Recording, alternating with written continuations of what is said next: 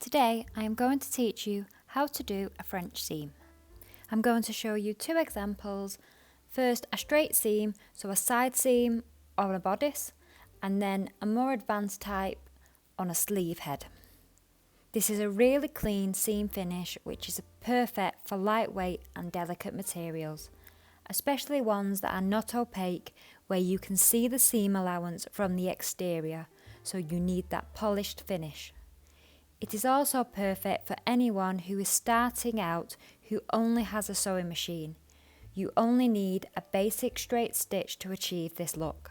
So let's begin.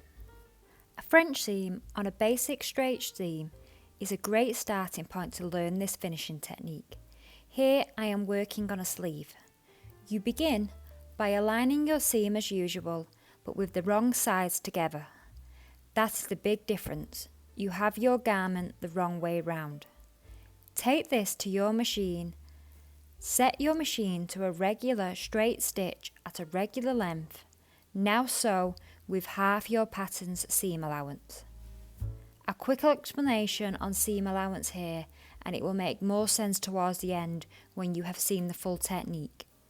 When you sew a French seam, you split your seam allowance into two parts. I recommend working with 1.5 cm seam allowance if you are beginning to give yourself some wiggle room, but this technique does work with a 1 cm seam allowance too, as you will see me use. Here are two examples. A total seam allowance of 1.5 cm you would divide into two easy to work with sections. Have your first seam smaller and your second seam the remainder.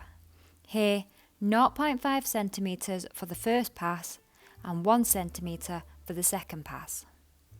For a total seam allowance of 1 cm, I split that into 0.5 cm on the first pass and 0.5 cm on the second pass.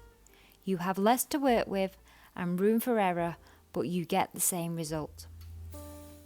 Going back to our sleeve underarm seam, then we use a seam allowance of 0.5 cm on our first pass.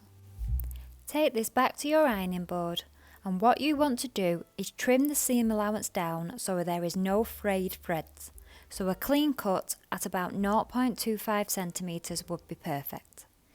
Turn the garment inside out and press this edge sharp. Really take your time and ensure that the seams lies directly on the edge. You don't want any tucks or overlaps. Once you're happy, pin this in place. Take it back to your machine, and now we're going to sew it again with the seam allowance of pass 2. So for me, with a total seam allowance of 1 cm, that's 0.5 cm. If you're working with 1.5 cm, your second pass is 1 cm. Divide it however you feel comfortable, but what you have to ensure is that when you make the second pass, you do not catch the seam allowance from pass 1 inside the second pass. If you do, you end up with fabric sticking out of the finished seam.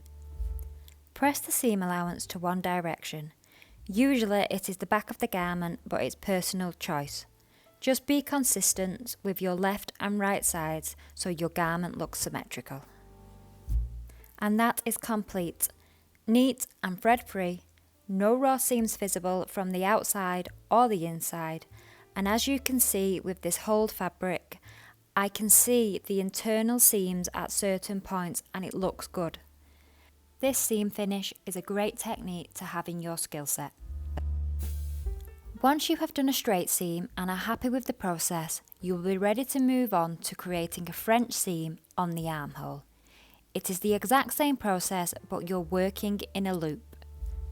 To do this, you want your bodice closed up at the shoulder and the side. Any seam allowance finishes done that need doing in this area. The same for the sleeve, and you want to have your basting stitches in place around the sleeve head. First thing to do is identify your sleeves using your notches. The double notch always connects to the back bodice. As a general rule, 1 notch is front, 2 is back, but always check your pattern instructions to confirm this. Work with one sleeve at a time. Now you know your left and right, and align your underarm seam to the side seam bodice seam. Attach these wrong sides together using pins. When you begin this process, you'll feel a bit unsure of what way round you should have your sleeve and your bodice. For me personally, I like to begin working looking at the inside of the bodice with my sleeve inside out.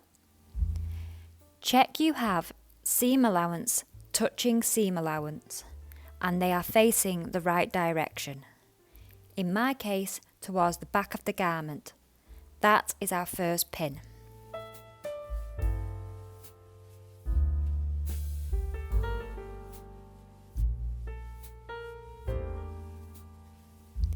For me, I now turn the project so I'm looking through the sleeve from the outside of the garment.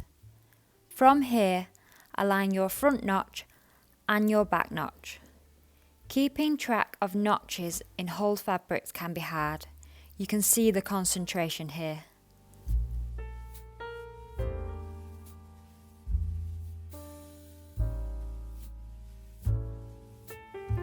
Finally, align the top notch with the shoulder seam.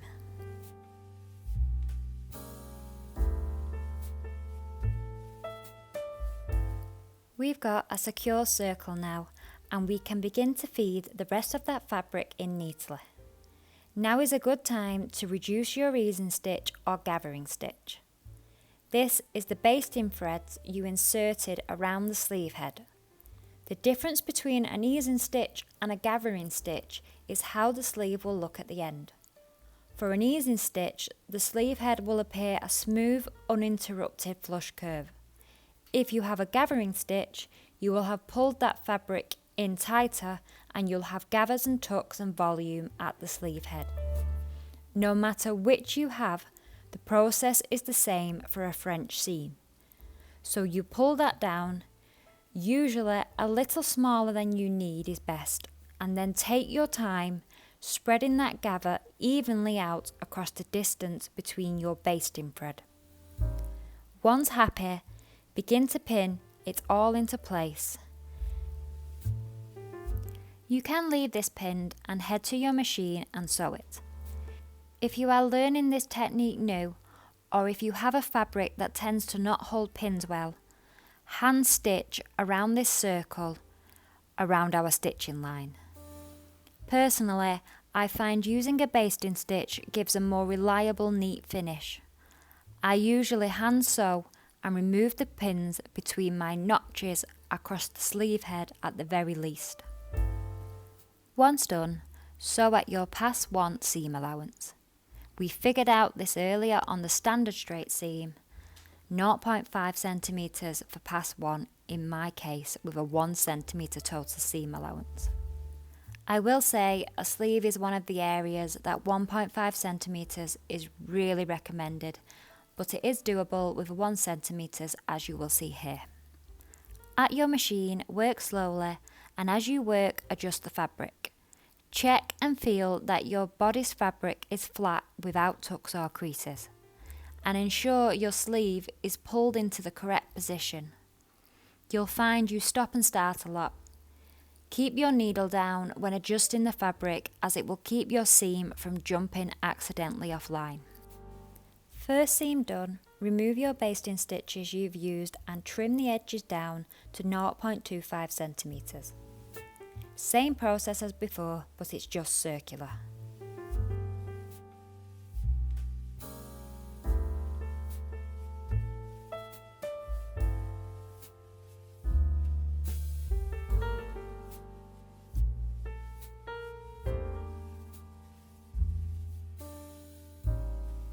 Turn it the wrong way round and press.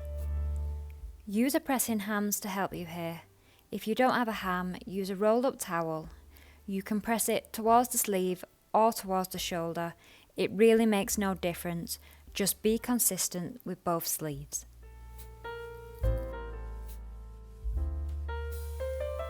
Fold the sleeve back into the sleeve hole and now pinch the edge so the seam lies directly on the edge of the fold. Work your way round and then pin it. You can press this sharp on your hammer game for a really pristine finish. I didn't, but pressing will make the next sewing line easier as it helps hold things sharp for you. Again, feel free to hand baste and remove your pins before you go to your machine and sew around the circle again. I am not going to at this stage.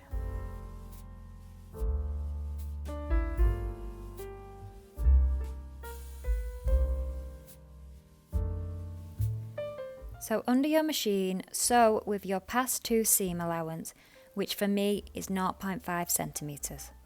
Once again, ensure you aren't catching the seam allowance of pass 1 in your seam. All the rules of before apply, making sure your sleeve is flat against the bed of the machine and adjusting the fabric as you work so it's all facing the direction it will lie when worn.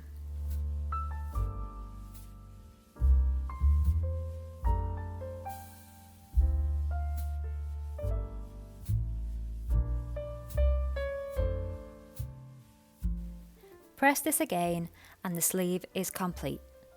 Neat, no raw edges, feels good against the skin. You can press your seam allowance towards the neck or towards the sleeve. Trial both and see how it affects the volume in the sleeve head. I chose to press to the neck in this instance so you can't see the seam allowance through the holes in my sleeve fabric. So we're complete. The sleeve looks great and the holes and the lightweight fabric mean I can see the structure of the inside through the shirt. So selecting a French seam on this garment is just a great choice and I'm not worrying about unsightly or uneven seam finishes inside my garment looking messy or handmade. I will go on and repeat this process on the opposite sleeve just the same.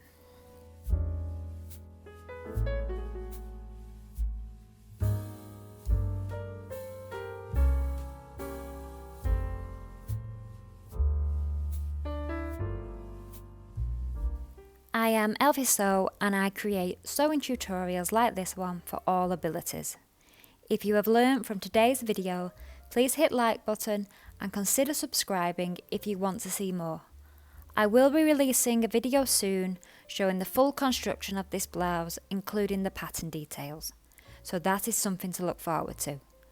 Otherwise, enjoy your flawless French seams on whatever it is you are making, and happy sewing!